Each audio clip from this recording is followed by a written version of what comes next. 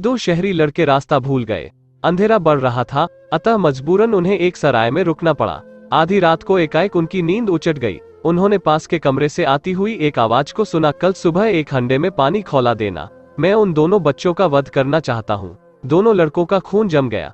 हे भगवान, वे बुदबुदाए, इस सराय का मालिक तो हत्यारा है। तुरंत उन्होंने वहां से भाग जाने का निश्चय किया। कमरे की खिड़की से वे बाहर कूद गए, पर बाहर पहुंचकर उन्होंने पाया कि बाहर दरवाजे पर ताला लगा हुआ है। अंत में उन्होंने सुअरों के बाड़े में छिपने का निर्णय किया।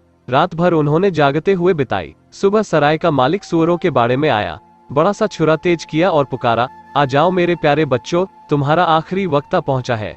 दोनों लड़के भय से कांपते हुए सराय के मालिक के पैरों पर गिर पड़े और गिड़गिड़ाने लगे। सराय का मालिक यह देखकर चकित रह गया। फिर पूछा, बात क्या है? हमने रात में आपको किसी से कहते सुना था कि सुबह आप हमें मौत के घाट उतारने वाले हैं।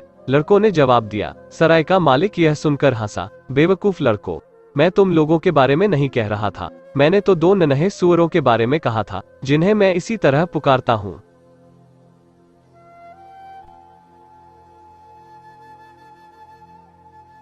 रामदास एक ग्वाले का बेटा था। रोज सुबह वह अपनी गायों को चराने जंगल में ले जाता। हर गाय के गले में एक एक घंटी बंधी थी।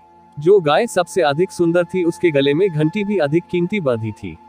एक दिन एक अजनबी जंगल से गुजर रहा था। वह उस गाय को देखकर रामदास के पास आया। यह घंटी बड़ी प्यारी है, क्या कीमत है इसकी? 20 रुपए, रामदास ने उत्तर दिया। बस सिर्फ 20 रुपए? मैं तुम्हें इस घंटी के 40 रुपए दे सकता हूँ। सुनकर रामदास प्रसन्न हो उठा। झट उसने घंटी उतारकर उस अजनबी के हाथ में थमा दी और पैसे अपनी जेब में रख लिए। अब गाय के गले में कोई घंटी नहीं थी। घंटी की टुनिक से उसे अंदाजा हो जाया करता था, अतः अब इसका अंदाजा लगाना रामदास के लिए मुश्किल हो गया कि गाय इस वक्त कहाँ चर रही है। जब चरते चरते गाय दूर निकल आई तो अजनबी को मौका मिल गया। वह गाय को अपने साथ लेकर चल पड़ा। तभी रामदास ने उसे देखा।